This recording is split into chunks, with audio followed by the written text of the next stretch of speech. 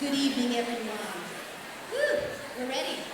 The Davis Parent University Lecture Series would like to welcome to the stage tonight's moderator, a former news anchor for KCRA TV, currently the communications director at UC Davis School of Law, and a contributing host for Capital Public Radio, our dear friend back from her fall visit to China, Miss Pamela Wu.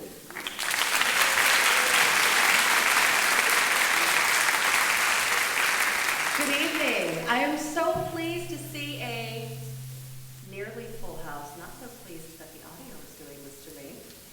But it's wonderful to see all of you. Welcome back to the Davis Parent University Lecture Series, now celebrating, can you believe it, its 8th year of bringing you nationally renowned authors and speakers with their expert advice on how to bring up a healthy, well-balanced child.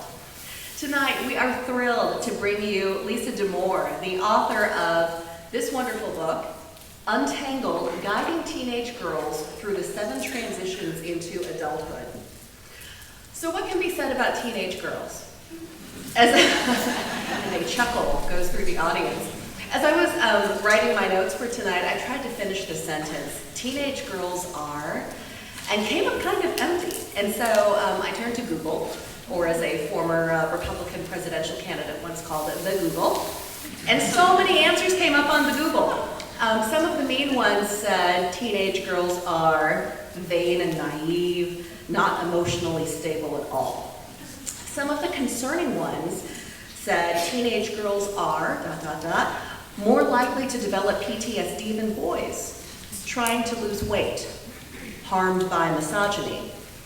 And one of the funniest ones simply said teenage girls are terrifying. As some of you know, I am the mother of one boy. He just turned 6 last week. So being the mother of neither a girl nor a teenager, I wondered a little bit if this book was going to hold some useful, universal advice for a parent like me. And I didn't need to wonder. The answer is a resounding yes. Lisa Damour addresses problems that all parents can relate to, such as, how do you talk to a child who is suddenly allergic to questions? Do I tell my teenager that I'm checking her phone? My child rolls her eyes at me and only does it more when I call her out on it. How do I respond? Her book has been praised as a gem, an arsenal of strategies to respond to your daughter's ever-changing brain, and a travel guide to the mysterious world of teenage girls. Before I introduce our keynote speaker tonight, DPU would like to recognize the dignitaries and a special guest who are with us this evening. Please stand when I call your name. We'd like to recognize and welcome these dignitaries who join us this evening. Superintendent of Davis Joint Unified School District, Dr. John Bowes.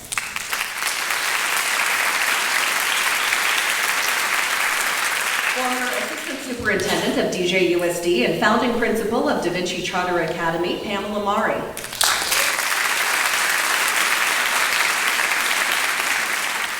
Our school board members, President Barbara Archer.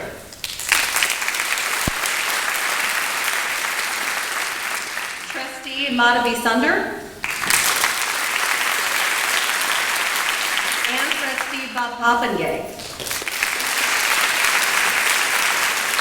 Our thanks as well to all of the Davis Joint Unified Schools PTAs and St. James as well for their ongoing support. Also, thank you to DPU's business and community sponsors, starting with Davis Media Access. Thanks to Davis Media Access, all of the DPU lectures are recorded, including tonight's lecture, so that those who can't be with us tonight can view them at their leisure on the DPU website, davisparentuniversity.com. Also, we would like to thank Avid Reader, which donates 10% of the author's book sales to DPU. Kathy Peter, director of this beautiful Brunelle Theater. Suzanne Kimmel of First Real Estate. Swim America, Golden One Credit Union, Hallmark in UC Davis, Dr. Mandelaris of Pediatric Dentistry and Orthodontics, Ashley and Nancy Yudin of Davis, Get Fit Davis, Dr. Knoll of Davis Dermatology, Cultivé Yogurt, and Empower YOLO, which assists DPU in managing its finances. I would also like to give a special welcome to a past DPU speaker. Some of you may have been here for a wonderful talk by John O'Sullivan, author of Changing the Game. Mr. O'Sullivan is here. Could you please stand to be recognized? Oh, the flight was canceled. Okay, well, he was supposed to be here this evening. Tonight's evening, let me tell you how the evening is going to shake out. We're going to begin with a 45-minute talk by our speaker, then a 20-minute Q&A session, and then a book signing in the front foyer, and we'll close the house at 9 p.m. If you have a question during the keynote, then just jot it down on the index card that you were given when you arrived. DPU reps Jennifer Harrison and Kelly Cohn will collect the cards immediately after the talk. DPU also received questions from some of you via our website. We're going to try to get to as many questions as we can during our Q&A. And now it is my pleasure to introduce tonight's keynote speaker. Dr. Lisa Damour is a psychologist, best-selling author, monthly New York Times online columnist, and a regular contributor to CBS News. Dr. Damour directs Laurel School's Center for Research on Girls. She maintains a private psychotherapy practice, consults and speaks internationally, and is a faculty associate of the Schubert Center for Child Studies and a clinical instructor at Case Western Reserve University. Dr. Damour graduated with honors from Yale University and worked for the Yale Child Study Center before earning her doctorate in clinical psychology at the University of Michigan. She and her husband are the proud parents of 2 daughters. We are so thrilled that she is with us tonight. Please give a warm welcome to Dr. Lisa Damour.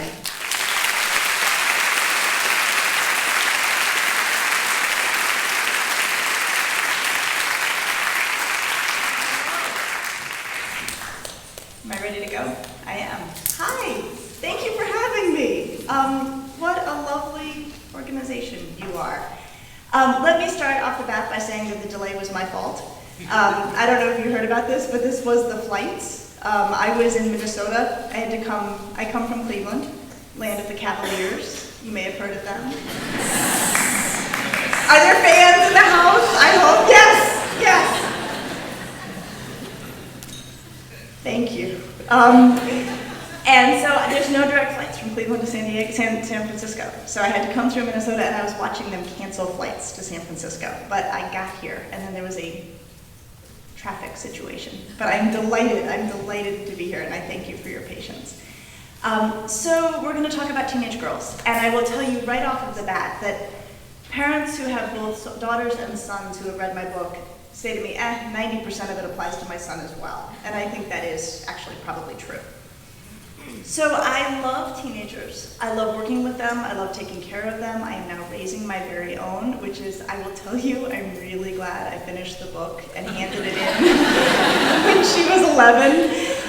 Both for 2 reasons. One is I say to her, it published the year she turned 13. She turned 13 a couple months ago, and the book came out in February of last year. And I was like, Ellen, I am so sorry. Like, this is the worst thing a mother could possibly do, right? Is to write a book about teenage girls the year you become a teenager. But what I say to her is, look, there was no good time for this, and it was better for it to be out of my hands when you were still 11, because everybody knows it cannot be about you, right? I don't know that she's buying any of this, but I will tell you, now that I'm in the thick of it, I am glad it was out of my hands when she was 11, because it's really hard for me to feel as neutral as I did about a lot of the content that's in the book. But it's really fun. This is a critical time of development. It's a pivotal time of development. It's a magical time of development. It is also a wildly chaotic developmental phase. There is an enormous amount happening in a very short space. It's strange to me in some ways that I decided to be a psychologist who specializes in adolescence, because I am a highly organized person who likes things boom, boom, boom, nicely organized. So why I would throw myself at this very chaotic phase, who knows? But of course then my attitude is like, well, let's organize it. Let's get it into buckets. Let's straighten this thing up. And that is what I aim to do, and that's what I did in my book. And whether or not you ever read the book, it won't matter. Tonight hopefully will make sense in its own way. I'm gonna walk you through how I've tried to organize adolescence for myself, for the graduate students I train, and for my own clients. This idea of organizing development, of putting it into buckets and saying there's phases or strands or different areas of development along which young people are growing, that's not new to me. That thinking was originated long ago in psychology, a key player in that was Anna Freud, who was Sigmund Freud's youngest daughter. She had this idea of developmental lines that she articulated around young children, sort of 0 to 5. And you can hear, she was writing in the 50s and 60s, you can hear her dated language. So for younger children, she had one developmental line of, from suckling to rational eating, right? And then there's another one from, like diapers to toilet mastery, So she thought in those ways. And so I thought, well, I bet we could probably do some developmental lines for teenagers. I will tell you, Anna Freud is sort of a hero of mine. Her thinking never goes out of date, as far as I'm concerned. And the epigraph for my book is from her, and I'm going to read it to you. While an adolescent remains inconsistent and unpredictable in her behavior, she may suffer, but she does not seem to me to be in need of treatment. Rather, I think she should be given time and scope to work out her own solution. It may instead be her parents who need help and guidance so as to be able to bear with her. There are few situations in life which are more difficult to cope with than an adolescent son or daughter during the attempt to liberate themselves. Isn't that gorgeous? Like we could go home. I mean, it's so complete, it's so amazing. Okay, but here's what I love. I mean, there's so much to love about her thinking. Oh, this is important. That's from 1958, right? So, I mean, in those ways that you listen to that, and, we look at Kiss and A, we're like, oh, teenagers. You realize, oh, yeah, this is how teenagers were. This is how we were as teenagers. This is how our teenagers act. This is a phase. It has predictable elements. But there's other things in that epigraph that matter a lot to me. One thing that she is saying is that hard is normal, and that normal development is hard. And this seems to have dropped out of how we talk about child development. I worry, as a psychologist, I worry that we are in a phase of talking and writing and thinking about parenting where the overriding message is, this should be great, you should be enjoying this a lot, your child should be doing what you ask them to do, you should be having a really good time, and if that's not happening, somebody's messing it up, right? That seems to be the message often. And not to sound too cynical, but I think that probably more accurate is, okay, this is kind of a mess, I don't really understand what's going on in my house. Sometimes it's awesome, right? Sometimes you get these glimmers of surpassingly awesome. Mostly you can't believe how often you're going to the grocery store and the days go by. Right, I mean, I think that to me feels a lot more typical to parenting. So let me walk you through the 7 strands that I articulate in my book.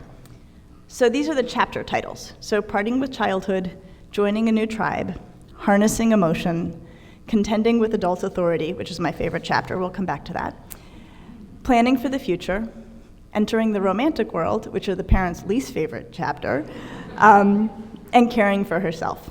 And I will tell you, as I was working on the book, my editor kept saying, now wait, are these in order or are these happening all at once? Right? And I kept saying, yes, that's exactly how it is, right? Because I do feel like these are kind of happening all at once, and we'll come back to that. But it was funny, when I stood back from the table of contents, I looked at it and I was like, oh, wait a minute, look. 6th grade, 7th grade, 8th grade, 9th grade, 10th grade, 11th grade, 12th grade. I mean, it kind of maps on somewhat cleanly in terms of what's the big deal in each of those years. So I'm going to come back to these, but let me say a few more comments first.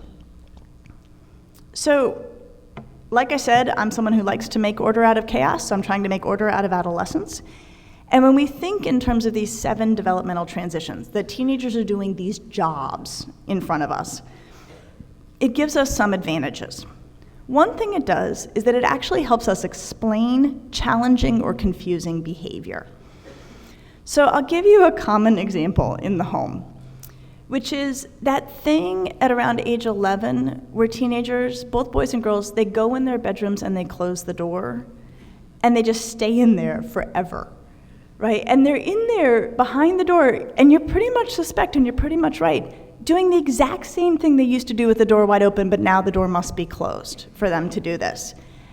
And it's such a weird thing as a parent. So it's the kind of thing where you might say, have a stack of laundry, and you go to the teenager's door and you knock.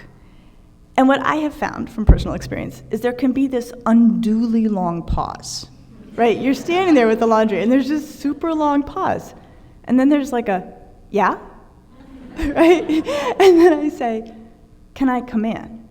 Right? And then there's another like ridiculously long pause after this, and you're thinking like, what are you doing in there? Like, I mean, are you like making meth? I mean, like, why can't you come to the door, right? And then the door opens and you're like, here's your laundry. And they're like, okay. And then you're like, what is happening in my home? Okay. So here's what's happening. Somewhere in the 11-year-old mind, some math is done. And there is a realization that time at home does not go on forever, and that there will be a point when it's time to move out. And this is a fairly terrifying thing, if we think about it at 11 or 12, for that reality to settle in. And so I think in an unconscious move, teenagers do this. They think, okay, well, I better practice this, so let's do this.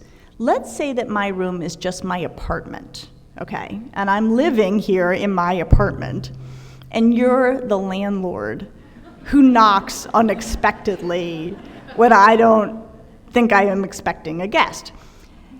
And we'll do this for 5 or 6 or 7 years, and we'll practice me living independently while you drive me places and feed me. And then I'll move out legit, like all the way, right? And it's actually a really, really good idea. Like, it's not a bad plan, but you have to see it for what it is. Okay. The other thing we can do, and this gets back to that idea of all of these things happening at once, is that we can just appreciate how much development is packed into adolescence. And one of my favorite part of the week is that I spend Mondays and Tuesdays still at the girls' school where I consult in Shaker Heights, Ohio.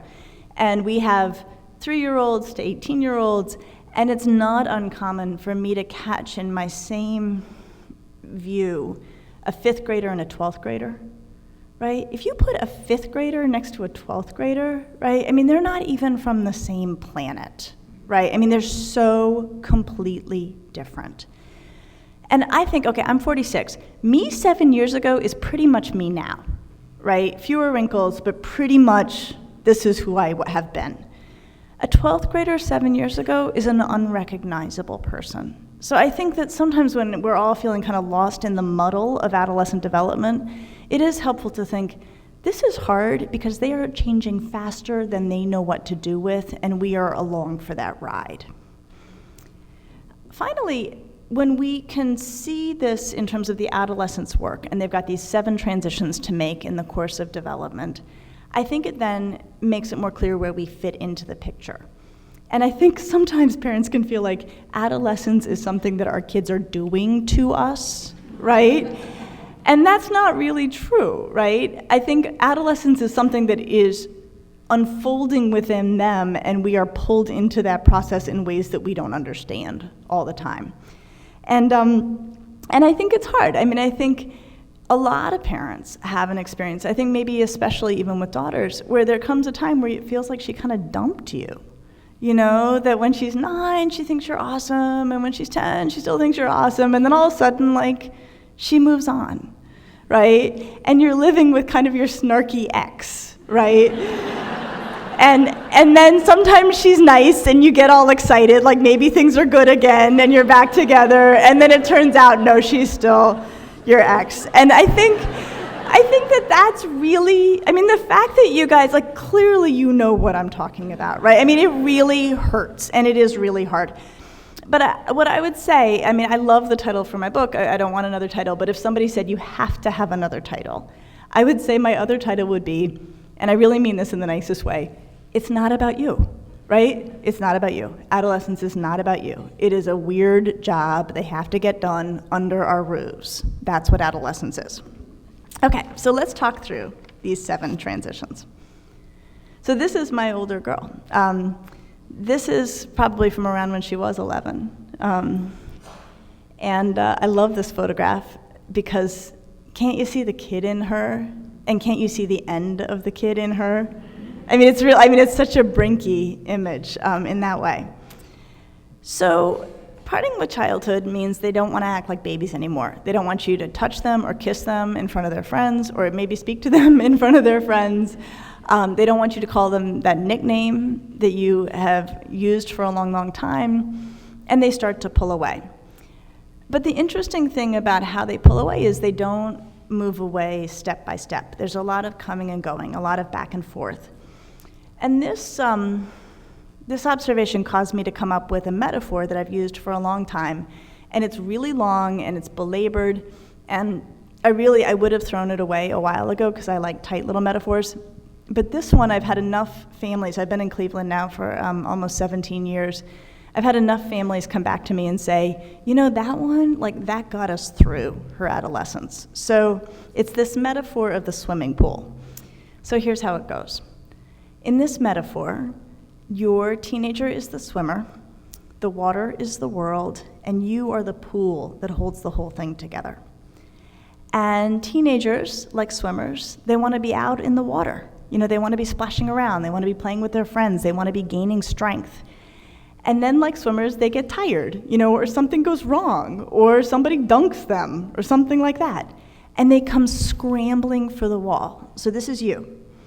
And in your house, what this looks like is that they are suddenly speaking to you, telling you about what's going wrong, and often touching you, right? There often is a physical component of this, a leaning or a draping or a snuggling up. Okay. So now you, the one who feels dumped, you are so excited, right? You're like, this is great, she's talking to me, we're back together, I love it. You're like having this reverie of delight. At the same time, your teenager is starting to feel better, get her breath back, and then she's thinking, oh my God, this is ridiculous. Like, I am like a baby at the swimming lessons clinging to the edge of the pool. This is humiliating, I've got to end it. And so what she does is she shoves off, she pushes away. And often this is with a very abrupt end to the interaction that creates a lot of distance really fast. And often it's when teenagers wield their capacity to be pretty mean in sort of, kind of quick and dirty ways. So, you might be having this wonderful moment, and then your daughter says, wait, did you wear that all day out of the house? Right? And then she's gone. And you have had this lovely, yay, reunion, and then you feel like somebody just stepped on you. Okay, so that's her kicking off, that's her getting back into the water. And this is adolescence. This is normal, this is typical, this is unavoidable. What you can get out of it is you can know what's happening. When you're having these warm reunions, you can think, all right, looking at my watch, I get it, this isn't gonna last. That's as good as it gets. I think, I don't like having teenagers be rude. If she's rude, you can say, hey, that was rude, or ouch, or something like that. I will tell you, boys do this too. And one of the interesting things in my life now is that people send me very personal emails about family life. And I got an email from a mom, and she said, I have to tell you how my 17-year-old son swimming pools me. And what she described is that he, for a long time, had been doing this thing where every once in a while, at 17, he would come into the TV room where they watched TV in the evenings, lay his head in his mother's lap, and ask her to rub his back. And she, of course, delighted in this with him. And then she said, and then he would stand up and leave without a word. Right? And for a long time, she was like, what just went wrong? Like, what did I rub? Like, how did I get that wrong? And she said after she read about the swimming pool, now when he comes in, and it's not that often, but when he comes in and this interaction begins, she looks over at her husband while rubbing his back and goes, swimming pool. And then when he stands up, she saw it coming. She knows he was restored. She knows it started to feel too babyish for his tastes, and it doesn't hurt as much because she knows that he got what he needed and she knew what was coming. So there's nothing you can do about this, but now you know what's coming. Okay, next, the pull of popular and joining a new tribe. So having kind of moved on from us, our teenagers need to find their new people who will be their classmates. There's a lot of anxiety about this, which is understandable. And there's often a lot of discussion of popular. This will start to come into the home, this word. And it's an interesting word. And when teenagers are trying to find their people, it makes sense that popular would seem like a great thing, because popular means you have a lot of social ties. And if you're feeling anxious about having friends, you would like to know that you have a lot of social ties. What's really interesting in the research literature is that when we sort of scrape away at this terminology, what we find is that teenagers use it to describe two completely different kinds of kids. And as soon as I say it, you will recognize it, and as soon as you explain it to your teenager, they will recognize it. So one category for popular are genuinely likable kids who people in the class enjoy and can say, that's a nice kid, everybody likes that kid. The other use of popular are kids who make everybody nervous because they're willing to be mean. And so they end up exercising a lot of social power because kids want to be their friend because they don't want to be their target. And so these two completely different characters ride under the same flag of popular. And one of the most useful things you can do, you can't change this, but it's extremely useful to articulate this distinction to middle schoolers. So when they're saying, oh, so-and-so, she's really popular, grab that moment and say, wait, is she popular or is she powerful? Like, do kids like her or are they nervous around her? And your teenager will be like, oh, it's the second. Or it's the first. They will know right away which category they're talking about. The benefit of doing this, there's at least two benefits. First of all is your teenager suddenly feels a lot less crazy because popular sounds like a good thing. And I think for them, there's somewhere in their mind that they're thinking, we call her popular, but she's really a jerk. And I think as soon as you say, well, no, she gets powerful. We'll call her powerful. The world all of a sudden starts to make a lot more sense for them. The other thing then is they can figure out what they want to aspire to or how they want to position themselves with regard to those kids. So when they conclude that that child is merely powerful, they usually come to the conclusion of, I think I'll just avoid her, right? Not something to aspire to, better to be avoided. And then they may like or admire or try to be more like a kid who is genuinely popular, or at least put themselves in that person's company. So it takes things down several notches just by articulating this distinction. A couple other things to say on this front. One is that consistently we find in the research that the happiest kids have one or two good friends. And I say this at every opportunity I can to parents and to teenagers.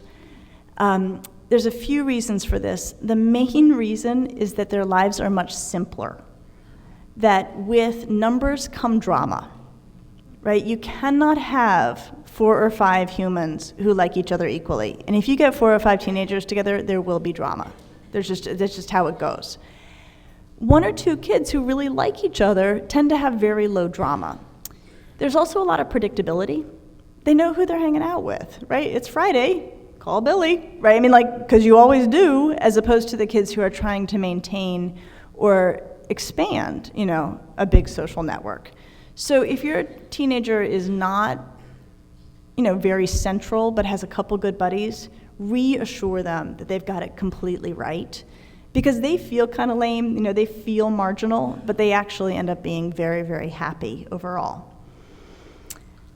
I'm going to take 2 seconds on technology, because I can either do 2 seconds or we can go for 4 hours. So let me brush by it, and then I'm really happy to return to it in the questions.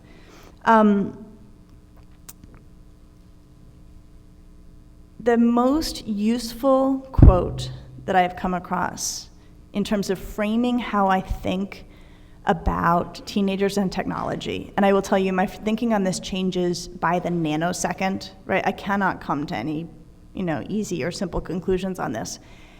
There's a very smart researcher named Dana Boyd, and she has this wonderful quote. She looks at teenagers in social media all the time, and what she says is, they are not addicted to technology, they are addicted to each other. And I think as soon as we remember that, they seem so much less weird, right?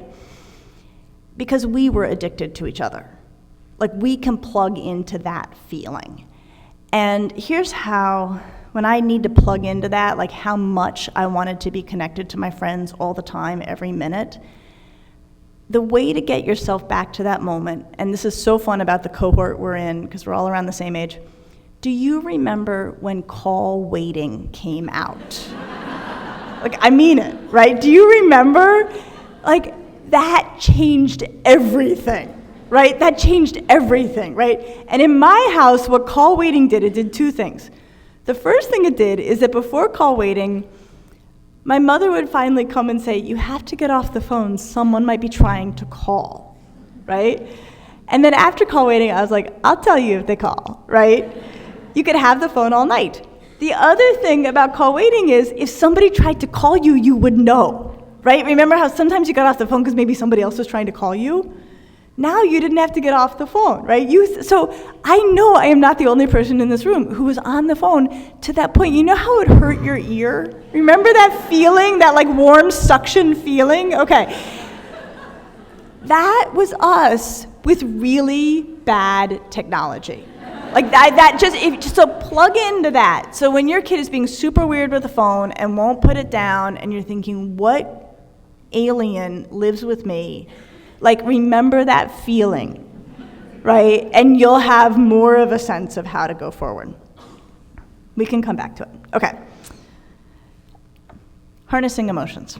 So you may have noticed that your teenager has become somewhat more emotional than they were at 9. This is a doozy. I gotta tell you, it is a doozy. We could talk about this all night. Let me just talk about complaining about school. Because complaining about school is like the #1 sport of adolescence, I think. So I am married to an educator. I adore educators. But let's think for a minute about what school is. And this is the best schools under the best conditions. School is, if I grabbed 25 random guests tonight, and I put you in a room and I said, okay, you're gonna have a 50-minute meeting. You don't choose the topic and you don't choose who runs the meeting or how, okay? And you're gonna have that meeting. After that meeting, I'm gonna put you in another room. You're gonna have another 50-minute meeting. You don't choose the topic, you don't choose who runs it, you don't choose how. Okay, we're gonna go to a third meeting. Same deal. Fourth meeting, same deal. Lunch, 3 more meetings, just like the first 4 meetings, okay? You come back tomorrow, we do all the same meetings again. Okay? And we're gonna do that for 9 months. Okay? That's school. That's school. Right? That is school. Okay. And then the other thing, and I know the educators will attest to this, kids are great through that. They are great. They are patient, they do group projects, they sit next to kids who are making them crazy. They hold it together beautifully. They really, really do. They walk through our doors and we're like, how was school? Right? And they're like, either they say nothing, right? They just straight to their rooms, or they're like, blah, blah, blah, blah, blah, blah, blah. And then we're like, what? Right? And then we try to help. We say, oh, well, did you tell them about your jammed locker? And they say, what? You don't understand. Okay. And we don't understand. We don't understand. Okay, because to just fall back on like very, very traditional gender roles, in this interaction, they are the wife who just wants to vent and we are the husband who's trying to offer useful suggestions, right? Which is the last thing you want, right? Okay, so you just have to let them vent. Just let them do their thing. And if you can't stand it, you can say, do you want my help or do you just need to vent? And a huge percentage of the time, they'll be like, I just need to vent. And then you can sit back and let it happen. But I think we just should not underestimate. I mean, they are such little fireballs of emotion and reaction. And they are in roomfuls of fireballs of emotion and reaction. And they hold it together all day. And I think it's such a service if they can come home and just talk about how it really felt. And one of the metaphors that I do like, because it's short, is that sometimes I think about it like they're taking out their emotional trash when they come home. And I think that over the course of the day, they probably pick up a lot of trash, like the kid who said something, or the super annoying teacher, or whatever, and they just put that trash in their pocket and they bring it home. And then when we say, how was your day? They're like, oh, well, then this happened, and then this thing happened, and then this thing happened, and they're throwing all that trash, which does not feel great for us. We're like, super, we're paying really high taxes for you to be tortured all day, or, like, I miss you, and this was sure not the interaction I was hoping we would have upon seeing each other at the end of the day. But I think we should think about that trash the way we think about actual trash, which is once we've dumped it, we're done with it. And we just want to be relieved of it. And so to that end, I'm not saying never call the school, and I'm not saying never call another parent, but I think that we have to be really attuned to the possibility that if a teenager dumps a bunch of information on us and gets us upset, and then we pick up the phone and call a teacher, and the teenager walks into class, and the teacher says, oh, so I got a call from your dad, they'd be like, what? Why is my trash back in school? Like, I threw that away at home. I was done with it. I felt better once it was gone. Now I'm walking into my trash. I didn't realize that was what was going to happen. So there's no simple rules on this, but I think we should never underestimate, you're going to hate where this ends, but it's okay. We should never underestimate that if we feel horrible and they feel better, it's working, right? It's working really well. And that's fine.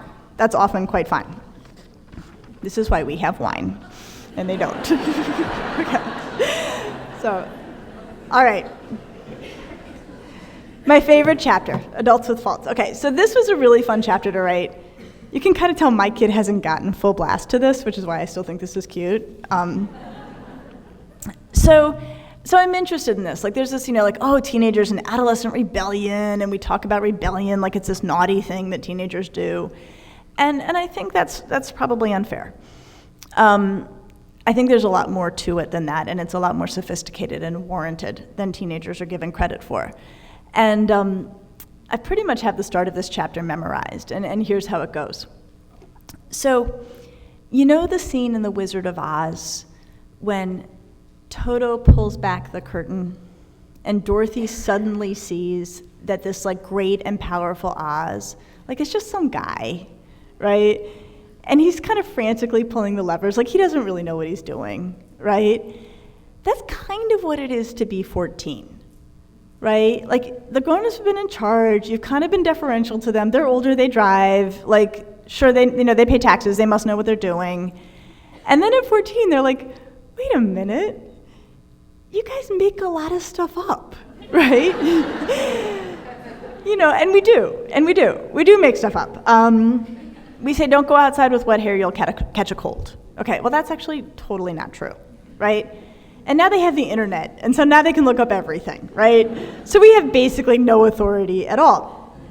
And so then they sort of start to doubt us completely. And of course, there's a wonderful societal benefit to the younger generation questioning the wisdom of the older generation. It's just not that fun in your kitchen, right? I think that's the reality. Then, of course, the other thing that happens, and this dovetails with the complaining about school, is that they start to complain about the adults at school and the shortcomings of the adults at school. And I tell this story in the book, and it's very much a true story. When I was in 10th grade, I just had this huge problem with my trigonometry teacher. I just did not like the guy. And I changed his name in the book, and I gotta tell you, I'm so petty. 30 years later, I want to tell you his real name, but but I won't do it unless you ask. I won't do it. But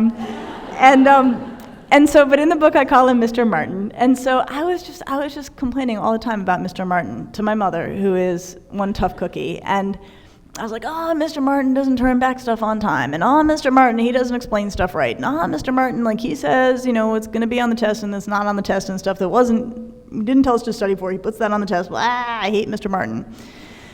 So my mom, she put up with it for a while, and then she said one day, look, here's the deal. There's nowhere on your high school transcript to put a note that you did not like Mr. Martin. She's like, so figure it out, right?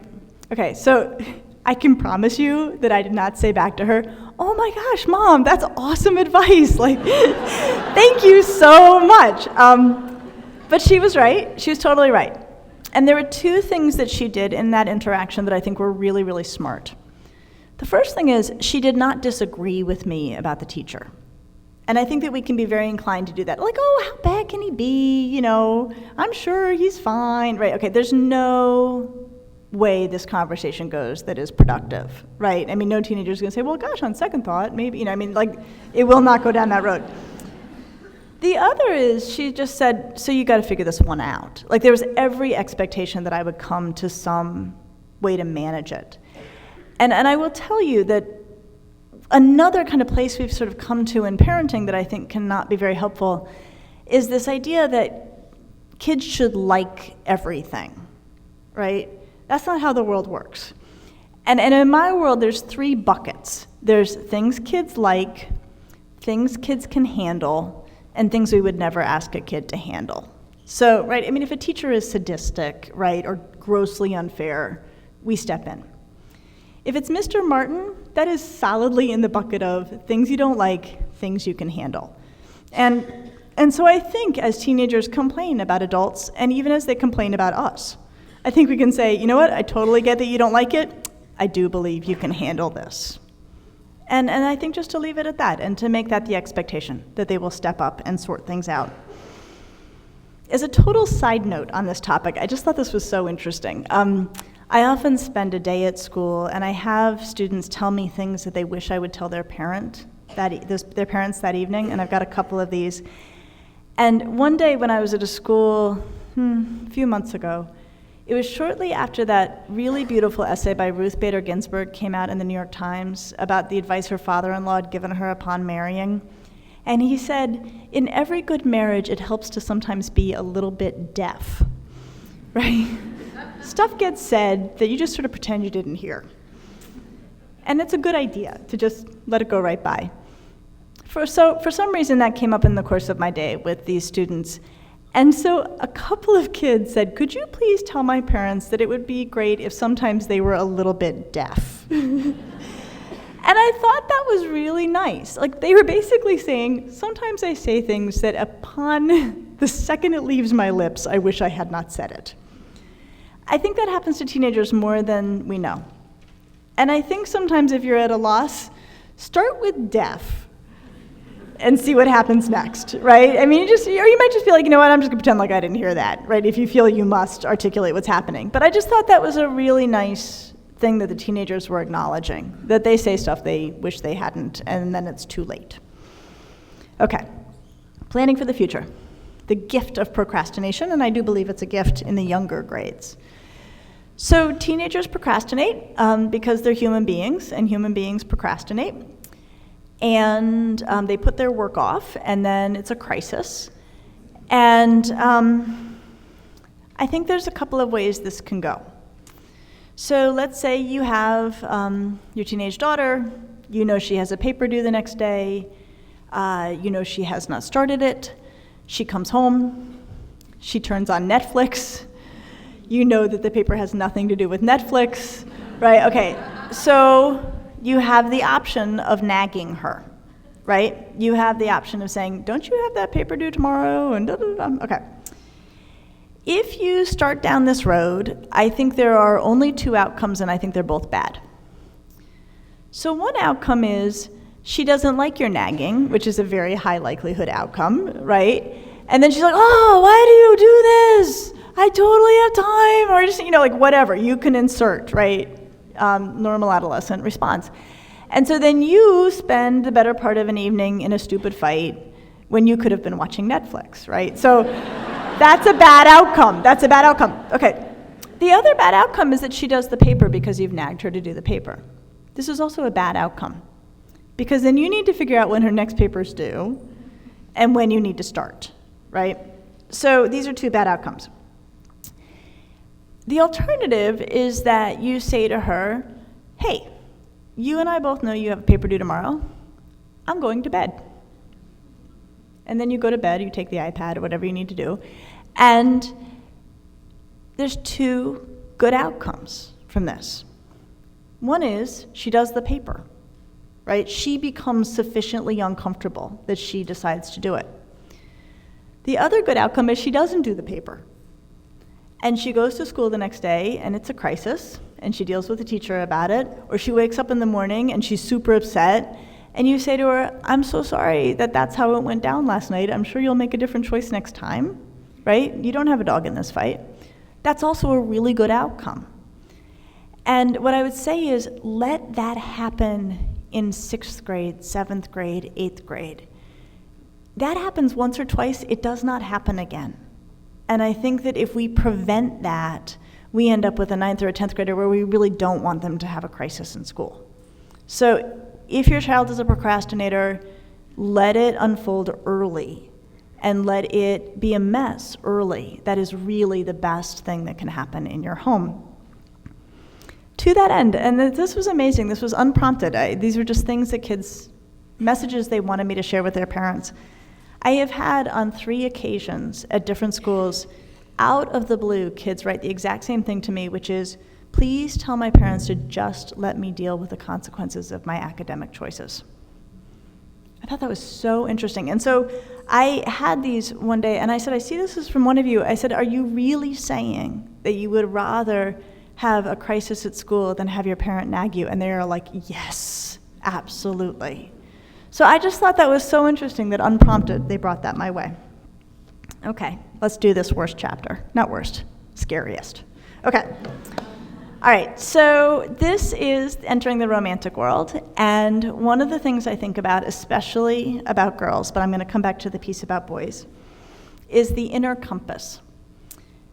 And the inner compass is what a girl wants out of her own romantic life. And we do not, as a culture, do a good job of helping girls get in touch with this and pay attention to this. And I will tell you, in writing this book, most of what I read in the research and most of the writing I did extended my practice as it was, extended how I was already doing business around adolescence. I will tell you that writing this chapter really renovated my thinking. And I'll tell you where I was, and I'll tell you where I've gotten. So where I was is where we tend to be, especially with girls, which is that when we talk about romance, we talk about risk. So the common sex talk for girls is don't get pregnant, don't get an STD, don't get yourself in a bad position. I don't say this, some parents do, don't hurt your reputation, right? And then we're like, okay, go, have fun, right? So it is a list of things you're not supposed to do. I will tell you, and I did it that way for a long time because I do the romantic talks at the schools where I consult.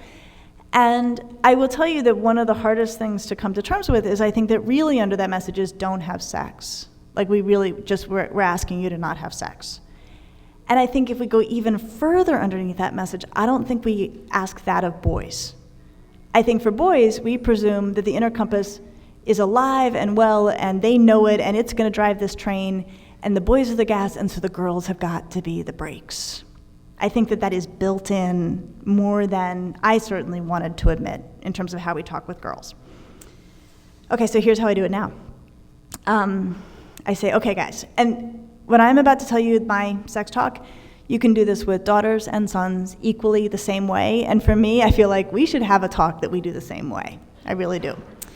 So what I say is, okay, when you are ready to begin the physical side of your romantic life, whenever that time comes, there are things you have to think about in this order. First, what would you like? What would you enjoy? What would feel good for you? What would make this fun? I can tell you right now that when I say that to a pack of 9th grade girls, they don't know what to make of me. They really, adults do not talk to girls this way. And then I say, the next question is, what would your partner like? What would they enjoy? What would feel good to them? The third question is, what do you both want to have happen here? And, I say, obviously, whoever wants less, they get their way. And I've started to say, of course, you need to secure consent. And this is true, boys are also pressed to do things they don't want to do, just as girls are pressed to do things they don't want to do. So this is a conversation we need to have with all of our children. And I have started to say to teenagers, You know, guys, I believe in the concept of consent, and I'm really glad we're having so many more conversations about consent than we used to. I no longer like the term. Consent is permission. Consent, we give consent for a root canal, right? Okay. This is not supposed to be like a root canal, right? So what I now say is, what would you like? What would your partner like? What are you both enthusiastically agreeing to? So not just consent, enthusiastic agreement. The last thing is, if the thing that you are enthusiastically agreeing to comes with risks, you need to manage those risks. If someone could get pregnant, if someone could get an STD, you need to take care of that. And you need to have enough communication with your partner to be managing every step of this. So this is how I do it now. What I will say is that, especially for girls, the data are on my side for doing it this way.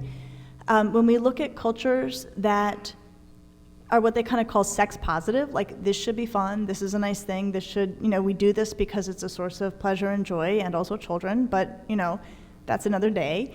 When we look at cultures that do that, and namely, I mean the Dutch are pretty much the only culture who do that. I'm not kidding, actually. They have the highest rates of adolescent sexual health in the world. And by adolescent sexual health, fewest unwanted pregnancies, fewest STDs, all of those things.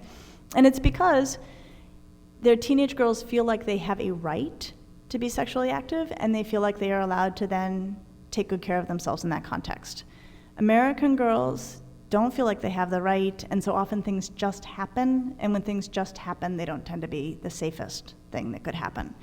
So interestingly, and also Dutch teenagers are not having more sex than our teenagers, interestingly. So when you put the idea that this should be good and fun and nice for you first, you actually get better health outcomes on the back end. Okay. All right, caring for themselves. So the goal, right, is that we raise humans who can move out and do so safely. I think that as early as possible in development, anything you can, you should frame it in terms of self-care. So, when your 6th grader is starting to sneak her phone into her room, you can say, you know what, cutie, you need a lot of sleep. You're not taking good care of yourself if you take that phone in your room. Let me have that thing. Right? When your 7th grader is sitting down to a plate of ding-dongs for lunch or ho-hos or Twinkies, you can say, honey, you and I both know that you're not taking great care of yourself if that's all the nutrition you're getting at lunch, right? So not, give me your phone, not, don't eat that. I am here to help you take good care of yourself. When you're not taking good care of yourself, I'm going to chime in. But self-care, self-care, self-care. That then can expand to all of the risks that do come with adolescence, right? They go to parties, there is drinking, there are drugs, there is sex, right? So you probably won't use these words, but the spirit in which teenagers go out on the weekends, you should say, okay, you're going over to Billy's house, I'm counting on you to take great care of yourself, right? That is what we are asking for them to do. And, you and I both know there's a lot of drinking over there. Tell me how you're going to take good care of yourself in that context. And I think the way that we want to think about the riskier stuff and creating autonomy, right? This idea that they are independent and they will take good care of themselves. Well, actually, let me back it up. Here's how we don't want to think about it. We don't want to think about ourselves the way teenagers sometimes think of us. And that's as if we are linebackers standing between them and the fun, right? And that is how teenagers will construct this. Like, I'm the teenager, you're the linebacker parent, and all the fun stuff is behind you, right? The drinking, whatever those drugs are, like, who knows? But you are trying to get me to not get to those things. You are trying to block me. Teenagers will set it up in this way, like, well, why can't I go to Billy's house, right? Why are you such a not fun parent, right? I mean, whatever it is. And it's very easy to fall into that role. And I think that the problem with it is when we set ourselves up as the linebacker, like, I'm going to stand between you and all those scary things that scare me and look like fun to you, what a teenager's mind is like, how do I get around the linebacker, right? I mean, that's the only place for their mind to go. So when teenagers set us up into that position, like, well, why can't we host a party? Why are you so lame and why can't we host a party, right? You lame linebacker, you. Right, okay. Instead of getting all linebackery, well, it's the law, it's the rules, it's the, which it is, of course. I think that we always want to reframe those moments as safety moments, right? All that fun stuff we don't want them to get to, it's not because we hate fun, it's because we want them to be healthy and safe. Right? I mean, that's all it comes down to, ever, really. And so I don't really want you to do this, but if you totally do, please tell me. I actually think upon adolescence, like every family should install a little neon sign in their kitchen that says safety and has a nearby switch, right? So when they're like, why can't I go over to Billy's? You'd be like, oh, safety. You and I both know that Billy's house is like bananas and I don't feel safe, knowing you're there, right? Why can't we host a party? Oh, safety. Underage drinking, it's really dangerous and we can't be party to that, right? Why can't I smoke marijuana, right? Okay, this is really complicated. Okay, first of all, safety, right? And I think you can say, the laws are shifting faster than any of us know what to do with. And I will tell you, I'm going to come back to that. But, and so you can say, whatever the laws are, the neurology indicates safety, that it's really hard on your brain, and you only have one brain for the rest of your life, right? So I think that whatever the conversation is about risk, really, really, if you drill down on the rules that really matter in adolescence, they are all safety rules, every one of them. And teenagers will be like, oh, you with your linebacker rules, and we're like, we're safety, that's all they are, right? And just keep going back to that, because as soon as you actually feel that your kid is safe, they can be really autonomous. They can even go to Billy's, right? If you feel like they can manage that, they get freedom. And I think that that's the construction we have to constantly remind them of. As soon as I know you're safe, you can do whatever you want, anything you want, right? When I have to worry about your safety, you're not going out as much, right? I mean, it's just that simple. Let me come back to that marijuana thing just for a second. I will defend teenagers to the teeth. I mean, I think they're great. I think they get a terrible rap. There are a couple of places in adolescence where I'm like, okay, they're kind of nuts, right? And one is, they are convinced that marijuana is legal for everyone. They really are. Like, I do, like, every once in a while, I'll like find the most rational teenager I know and be like, so what do you think about marijuana? They're like, well, I think it should be legal, so, And I'm like, yeah, they think it's legal at all ages, everywhere, because they think it should be, or because they think the laws don't make sense, which they don't, or because they think, like any of those things. And I think it is a tricky one, and they are smoking more pot, and the laws are changing use patterns. And I do think, on this one in particular, and I'm saying this in part because I'm from Colorado, is where I grew up, so I know how murky it has become there. I know it becomes murky in states that make it legal. In parts and places, and have neighboring states that do the same. I do think with teenagers, the best line on marijuana is to say, look, there are lots of things that are legal that are not safe. Cigarettes are legal, tanning beds are legal. Do not count on the government to keep you safe. Look at the data, let's look at the data. Your job is to take really good care of yourself for life. And everything we know about teenagers smoking pot tells us that right now it's a really bad idea for your brain. So just, and just say, like, I don't care if they make it legal for 3-year-olds. If it's bad for their brains, they shouldn't be smoking it, right? I mean, so I think that's a position you have to kind of keep, right? Safety, that's all it is. It's all it is. The laws are shifting too fast. Okay, so that being said, let me wrap up. I think the bottom line is, our teenagers are amazing, they are confusing, but at the end of the day, all we want is we want them to thrive, right? We want them to really go on to be happy, healthy, fabulous grown-ups.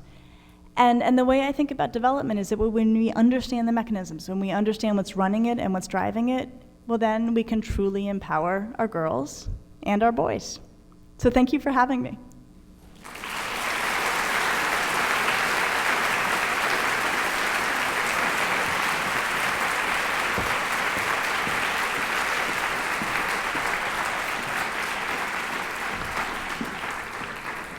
Thank you so much to Lisa. While Lisa takes a little breather over there, Jen and Kelly are going to come around the room to collect your questions for Q&A. So if you have an index card with a question on it, then just raise your hand and they'll come by to pick it up from you. As I mentioned earlier, we also have some great questions that were sent to us online as well. So we're going to try to get to as many as we possibly can. At this time, I would like to introduce to you a valued colleague of mine from UC Davis School of Law, the Senior Associate Dean for Academic Affairs and Professor of Law, as well as a trustee of the Davis School Board. Please welcome to the stage Madhavi Sunder.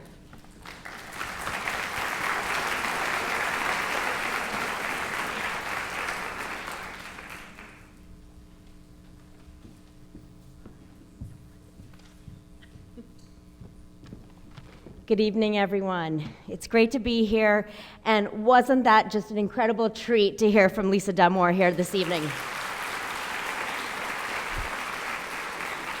All the way from Cleveland.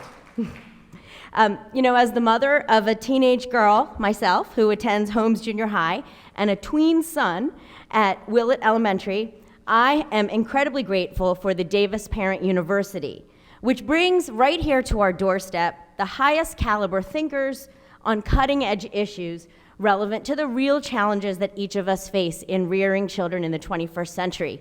Now, we often think of the technological challenges, Instagram, Snapchat, sexting and texting while driving, but I think as Dr. Damour really highlighted to us tonight, it's also just, the basic challenge of watching our kids grow up and confronting that as parents. And I love this forum where we get to hear not just the top and most recent high quality research on the issue and deep thinking on the issue, but we have an open forum for honest conversation and laughing at ourselves as parents, which we need to do more, I think. At a recent Davis Parent University forum, for example, I recently learned that I don't do a very good job in talking to my kids about money, that whenever I answer, it's none of your business, when they ask me questions about our family's finances, I realized, and I learned here, I really could do a lot better. Each of the speakers I've had the pleasure of hearing has taught me a great deal and helped me as I strive, as all of us do, to be a better parent and person. A group of moms that I've known since our daughters were together in preschool, and I recently read your book, Untangled, together in our book club a few months ago, and many of us in the book club are here tonight. It's just such an incredible privilege to have the author come here and make yourself available to us for questions and further discussion. It's truly priceless. My husband and I are subscribers to the Mandelaris Center Speaker Series, which brings in, as many of you know, speakers at the forefront of politics, the sciences, and humanities, but we also spend a pretty good amount of money to partake in that series. The Davis Parent University, in contrast, is remarkably free to all of us here in the Davis schools in this community. The Davis Parent University is brought to us by this incredible, the forces of nature who are the volunteer moms behind this organization. As many of you know, they work incredibly hard to first identify pressing topics and the highest quality speakers in the nation. Then they fundraise so that this event can be brought to all of us and made accessible to us for free. And they spread the word so that time and time again, they fill this incredible auditorium with some 500 plus people. Thank you so much, Davis Parent University, for your exceptional work to help educate the parents in our community. As we all know, highly engaged parents make all the difference in our children's lives. And I'm personally grateful for this volunteer organization that helps keep us informed and entertained at the same time. I hope that tonight you will all join me in supporting this important effort. I'm going to pass the mic back to my good friend and dear colleague Pam Wu, who's also been able to be with us here at the Davis Parent University time and time again. We're really lucky to have her in our community as well. Thank you so much, Dr. Damour. Thank you, Pam.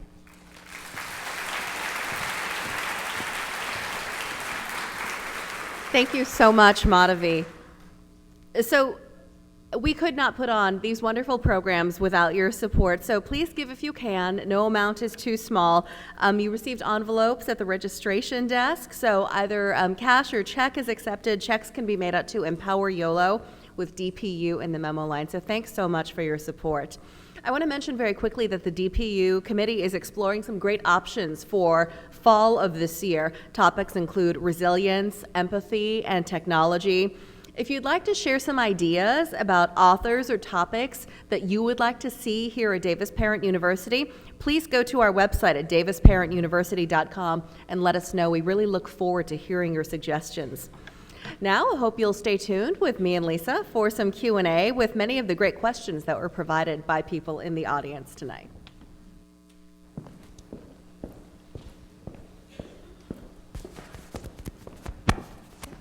Hi. Hi. We got some really great questions here. The first one relates directly to the reading of the book. It is, I have a 14-year-old girl. Do you recommend reading or listening to this book with our girls? It's a really interesting question. Not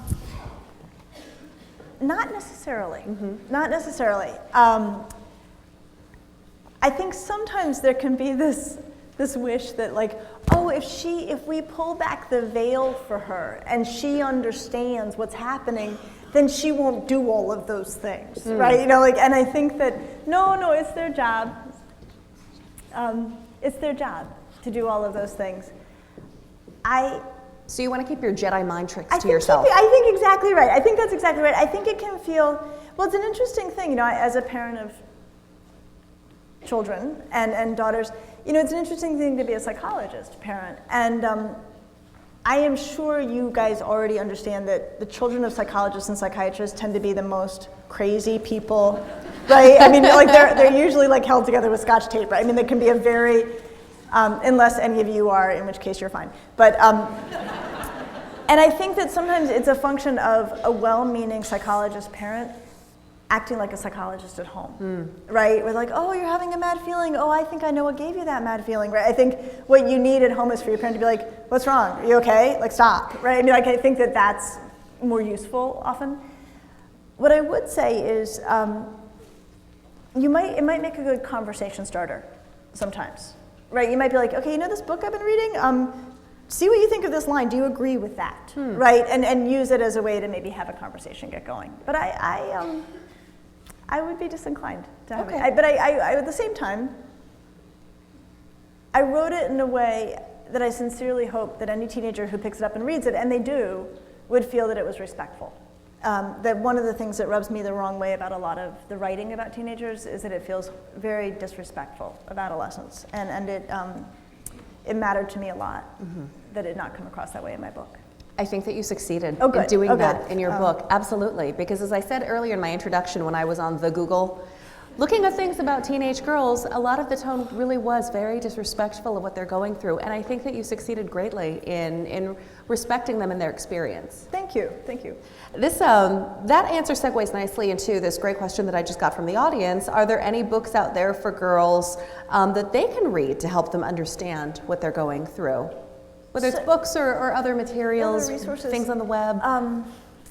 So of course, now I understand more about the commercial world of books. Teenage girls aren't a great book buying audience, right? So there's a very limited selection for them. I have yet to see anything in the American Girl library that I did not adore. And they age out of American Girl, but until they age out, I would lean very heavily on that library. I think it's really smart. It's really smart. And then there are books about sexual development that I think are good. And I have some references in the back of my book, but I think It's Perfectly Normal is one, and some other ones. And I think sometimes those, you might just buy and like leave, be like, I found these, and then never ask again. You know, yeah. But I think that that's a way that can be helpful. Okay. Yeah. This one says, how many hours per week, roughly, should we make our children spend time with us, minus meal times? And should we make them? That's a really good question. You know, everyone out here is asking this question. Okay, so I think, first of all, I think there's a really, you pretty much can't make a teenager do anything, right? And I think that you have to like start there. Like you can't really make them do things. Like you can trade, you know, if you do this, then I'll do that, but you can't really make them do things. I believe, and the research tells us, that a very powerful force in the lives of teenagers are working relationships with adults. Teenagers need grown-ups, and they need working relationships with grown-ups. And we have a very robust literature that tells us that eating dinner as a family is a really valuable thing. What doesn't get talked about enough in that literature is that there have been some studies that separate out sitting together to have a meal from having a delightful conversation at the meal, and it turns out the delightful conversation does not matter. And I think it's really important to have that second piece of data, right? Because you're like, I'm doing it, like we're having dinner, so, and everybody's, right? And then dinner's over in 5 minutes, and you're like, why did I break my neck, right, to make that happen? And what the data, I think, are telling us is there's something really powerful about a family saying, I'm going to make a priority of this. You need to just sit in front of me for 5 minutes. So where this is all going is spend time with your teenager, severely lower your expectations about what it's going to look like, right? I really mean that. I mean, because we know it's still beneficial. And actually, the column I wrote last month in the New York Times was called "What Do Teenagers Want? Potted Plant Parents." Did anybody see this? So basically, the thrust of the article is teenagers want their parents around, but they don't want to interact with their parents. And I know this. I mean, is that like a security thing? Yeah, like just to know that you're present. It's a safe base. They want to know where you are, and they don't want you to talk too much, right? I mean, like and I think it's sort of a beautiful thing, right? Because it's back to what I cite in the article, and I think it's really true. When they look at attachment, and this is the security thing, when they look at securely attached toddlers, one of the measures of secure attachment is the toddler is tracking the parent's movements through the home without interrupting their own play. And I think teenagers will walk right by you as if you are a potted plant. But I can tell you, more than one would ever imagine, have teenagers come find me at the school where I consult, I've been there for a long, long time, to be like, my parents aren't around enough. Right, and they'll complain about this, but I also know full well if that parent were home all the time, the kid will walk right by him. So I guess, make them do some things. Make them come to dinner. Make them go over to grandma's house at Christmas. Make them do certain things. Do not underestimate you down in the kitchen doing your thing, them up in the bedroom knowing where you are. That is a value. You sitting silently at dinner, or you trying to extract questions, answers from them at dinner, that is a value. That doesn't mean it's not working. It's great advice, the sort of quiet support. Yes. What is your advice for creating an environment for your adolescent children that makes them feel like they can tell you things, good things and bad things? That's a good question.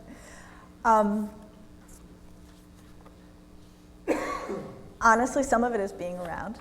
I mean, as some of the potted plant stuff is, then opportunities arise.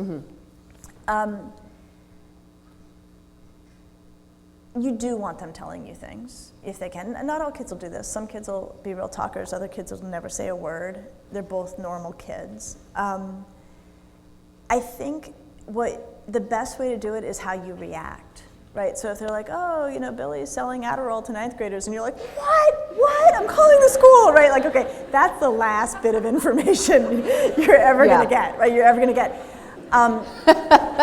So at the same time, if you're like, oh, that's cool, like, what? Oh, that's neato, like, then they're gonna be like, okay, well, you're no use because, so I think that often when they're talking about peers, they're looking for something. Often they're kind of weirded out and they want to know if you're weirded out. I think one way to hit a nice line on that that's neither an overreaction or an underreaction is to be like, whoa, really? Like that's often enough to reassure a teenager that that it's not okay to sell amphetamines to 9th graders. But that you're also not hitting the ceiling and freaking out. The other thing, and this goes back to what I said about self-care, so if they're like, yeah, so Molly, she threw up 10 times at homecoming, right, or something, that's, a big exaggeration, but I think you could say wow, she's really struggling to take care of herself. What do you think's getting in the way? That tack is a way that you could keep channels open. This question reads, what should I do about the fact that my teenager loves to watch shows that completely conflict with our family values? I know that even if we say that she can't watch the Kardashians, she easily can watch them anyway, and I don't want to get into some cat and mouse game about what she's watching. Okay, so the answer to this question depends very heavily on the age of the child. Okay. Well, yes and no. It sort of does and doesn't. Okay, yes, your kids are totally going to watch stuff they're not supposed to watch, right? Like, and just, that is a reality, as we did, too. We also watched stuff we weren't supposed to watch, namely Porky's, right? We're not supposed to watch it. So you can't do anything about that. I would say do everything in your power to prevent the really horrendous stuff. You know, like, block pornography for as much as you can. Have direct conversations about pornography and what it is. That stuff is really at a level that far surpasses what was available, by Playboy magazines. Oh, yeah. Years ago. Then short of that, the Kardashians, right? There's two filters that you insert with regard to the Kardashians. The first thing is, you walk in and she's watching it and you're like, oh my gosh, I hate everything about these women. And then you walk out, right? And they roll their eyes at you or whatever, but you have just made it clear, if you are watching that, you watch it with our family values hovering around, right? That's some Right, this is filter. not us. This is not us, we don't do it. The other thing is you live your lives the way you live your lives, which is probably not very Kardashian-y. Let's hope. Right? And I think that that's the thing that's really amazing, is that we forget that we are a culture and we are data too. Right? We think of ourselves as invisible or neutral, and the culture is just streaming into our house. Okay, well, do they know anyone in real life, or are they loved by anyone in real life who has anything in common with the Kardashians, right? Or who looks like the Kardashians, or shares those values? I mean, I think, don't underestimate that it is a parallel universe to them. Right? I mean, they live in our universes. They watch the comfortable shoes we choose, right? I mean, those things matter. So I think I would, take faith in that. Model. Yes. Model not being a Kardashian. Yeah. Shouldn't be too hard for most of us. Oh, but I do want to go back to the 7th versus 12th grade, the age thing. So there are data, these are relatively new data, showing that younger girls who watch that stuff, it makes them meaner. They do get the impression that it's okay to garner social power by manipulating people. So is that because when they're younger, they don't have as much of a frame of reference? I think they're a little bit too impressionable about it. So I would say with 5th, 6th, and 7th graders, I would either try to not have it on, or just be okay, just to be clear, you are never to treat anybody that way, and if I ever hear you are, Netflix goes forever, it's gone. I would just be very brutal about that. Okay, 12th graders, 10th, 11th, 12th graders, right? It's so mindless, right? It's so vapid, right? And our 10th and 11th, 12th graders, they are working so hard. They are just such grinders, so often. And so I think for them, it's a great way to blow off steam, right? Just to watch the dumbest thing ever, right? That's a wonderful indulgence. And I will tell you, I mean, there's times in my work where I have to spend a lot of time being really appropriate with people who are being really inappropriate. And it's a workout, right? I mean, it's really, sometimes I'll have families in my practice where stuff is really, I'll have a parent who's just being really horribly inappropriate, and I have to really try to be very, very appropriate through that. And when I've had a heavy dose of that, I probably shouldn't confess this, but I've always gone towards It's Always Sunny in Philadelphia. It's the worst show. They are so inappropriate, and there's something so relieving about watching people just be inappropriate. There's a vicarious discharge in that. Yeah. Okay. Don't tell anybody. These two questions are the opposite of one another, but they're almost saying the same. The first one says, how do you manage or allow the right amount of socialization time for your teen girl? If it was up to her, it would be 24/7. The other question is, our teenager gets along fine at school and has friends, but seems to express almost no interest in hanging out with them on the weekends. Should we be worried? So, right? So it's, What's the balance? What's too much socialization? What's not enough? What's normal? I shouldn't talk about my kids, but I will tell you, my younger daughter is the first kid. I mean, like, I will pick her up from being with a friend, and in the driveway, she's like, I miss her. Right? I mean, she would be Connected with kids all the time. My older daughter, who gets along great at school, totally happy friend, kid, is a total introvert, like her father, and wants to just be alone all weekend and be with us, and does not choose to socialize. And I think, I'm not one for like pithy psychology sayings, but that introvert-extrovert thing, like, it's a thing. And a useful way to think about it is extroverts recharge by being with people, and introverts recharge by being alone. Mm-hmm. Like, that is consistently accurate.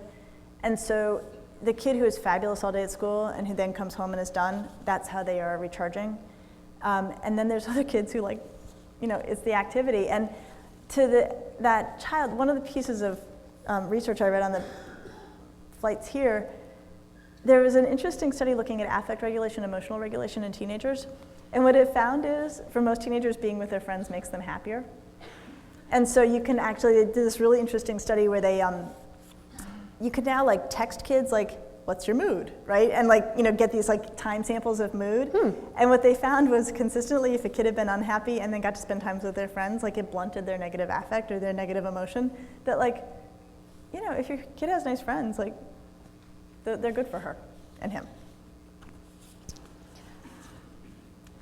You wrote that there should be a concern when a teen never contends with authority. And one exception to this, as you noted, are girls whose parents have made enormous sacrifices on behalf of their daughter. For instance, moving from another country to give her opportunities.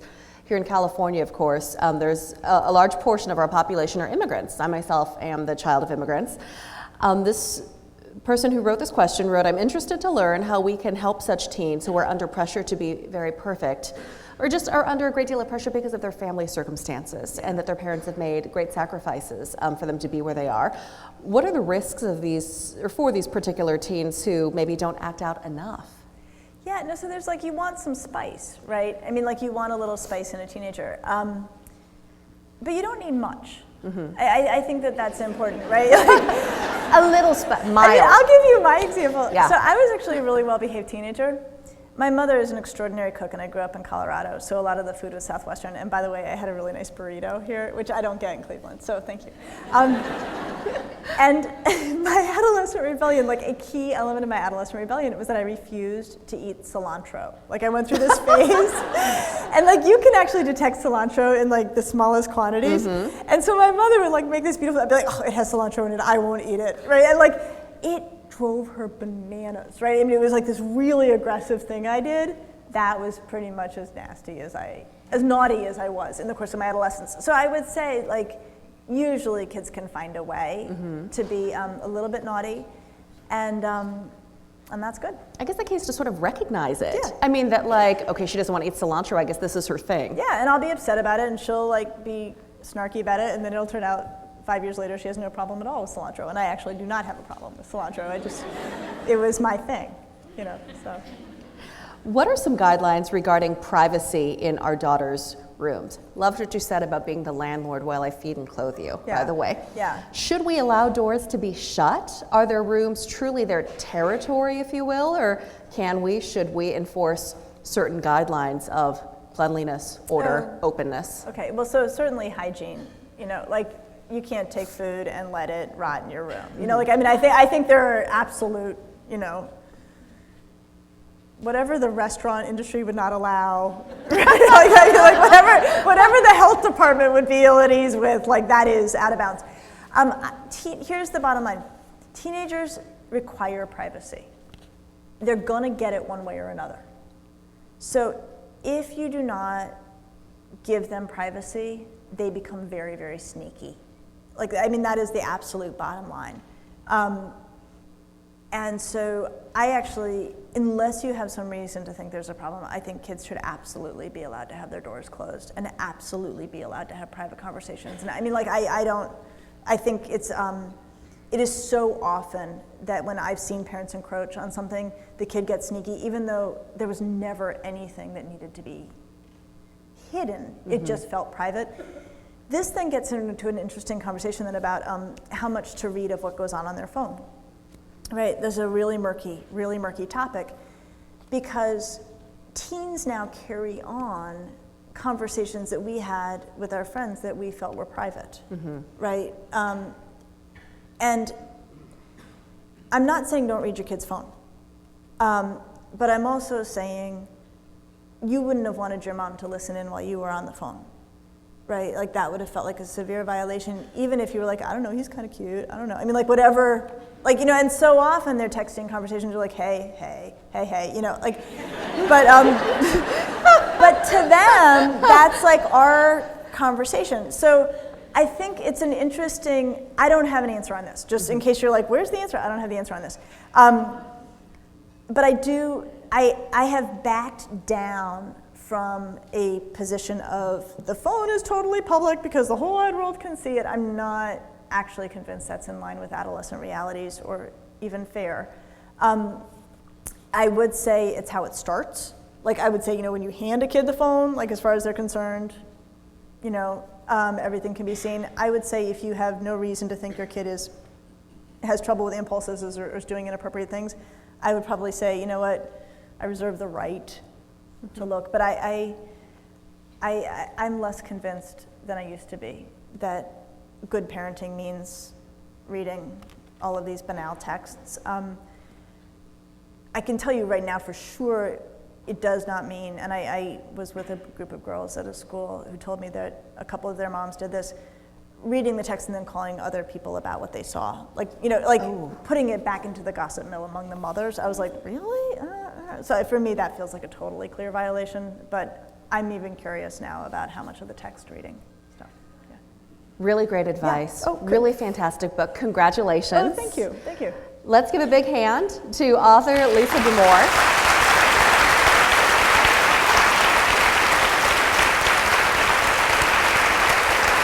Thank you. Good. The book is Untangled. We would like to invite you to join Dr. Damour for a book signing right now, hosted by the Avid reader in the front foyer. On your way out, if you would like to drop off a donation, you may do so. Until next time, we hope you have a very happy and healthy new year. Thank you for being with us. Good night.